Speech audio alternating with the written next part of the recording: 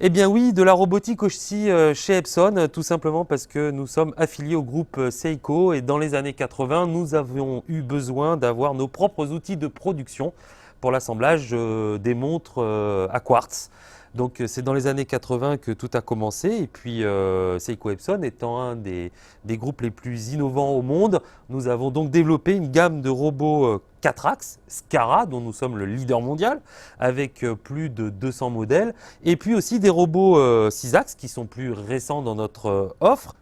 Alors comment se décompose notre offre de robots? Nous avons donc des robots Scara, 4 axes, 200 modèles.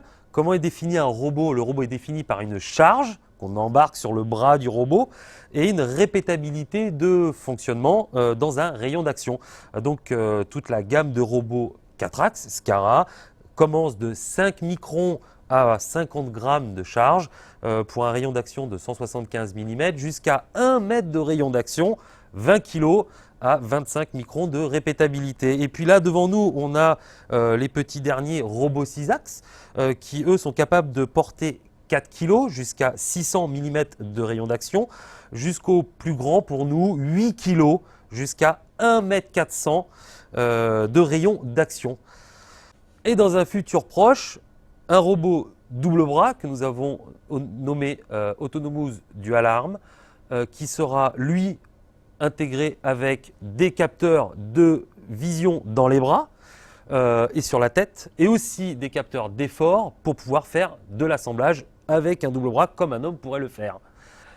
Contrairement aux idées reçues, tous ces robots nous permettent donc de relocaliser en Europe un certain nombre de fabrications, et donc on les retrouve où?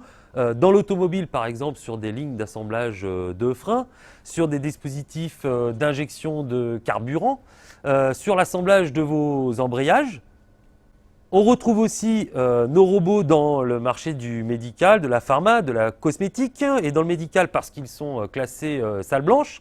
Donc on peut les retrouver dans l'assemblage par exemple de pacemakers, dans la manipulation, l'assemblage des seringues pour diabétiques. On peut les retrouver aussi dans l'assemblage et le rangement des filtres de dialyse. Dans l'électronique aussi, parce que nos robots peuvent être classés antistatiques, ESD. On va les retrouver dans le chargement de bandes test de cartes électroniques, dans l'assemblage de capteurs électroniques, tels que vos capteurs de détection de recul de véhicules, dans l'assemblage de cartes de PC, de disques durs. Et bien sûr, on retrouve nos robots dans des produits de grande consommation qu'on a tout autour de nous, qui sont par exemple l'assemblage de nos brosses à dents électriques, des rasoirs électriques.